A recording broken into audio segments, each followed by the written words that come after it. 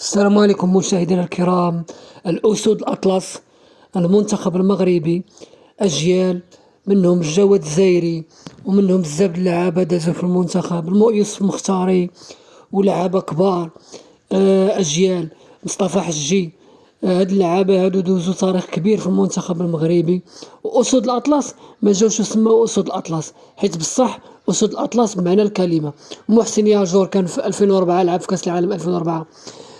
جواد الزايري تا هو لاعب كبير. شوف الأجيال، بزاف د الأجيال دوز المنتخب المغربي. جواد الزايري، مصطفى حجي، بزاف د اللعابة والكمالة.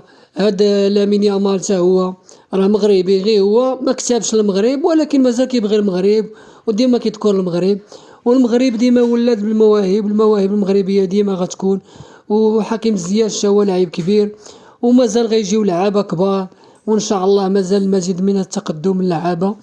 وحكيم زياش لاعب كبير وكاين بزاف د المواهب من 1987 لدابا حاليا. دابا بوعدي، أشرف حكيمي، بزاف د اللعابة. صراحة المنتخب المغربي أسود الأطلس بمعنى الكلمة، وبزاف د اللعابة مازال غيبانو مع المنتخب المغربي. والمغرب ديما غتكون قوة ضاربة في كرة القدم العالمية. بلال الخنوس، بلال بوعدي، أيوب بوعدي، بزاف د اللعابة. وصراحة المنتخب مازال غيعطي بزاف د النجوم، منهم اسماعيل الصباري وأشرف حكيمي لاعب كبير.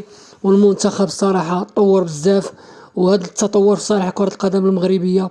وتحياتي خوتي المشاهدين، ونتمناو تدعمونا. وعيسى ديوب راه بين على القوة ديالو في الماتش ديال هولندا.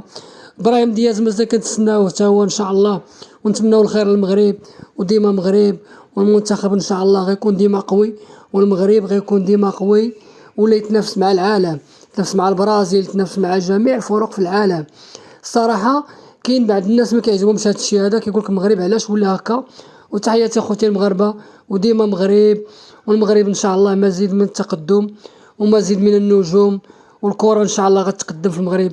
سفيان الرحيمي تا هو لاعب كبير، والزلزولي تا هو قادم، خصو يزيد يطور راسو شوية.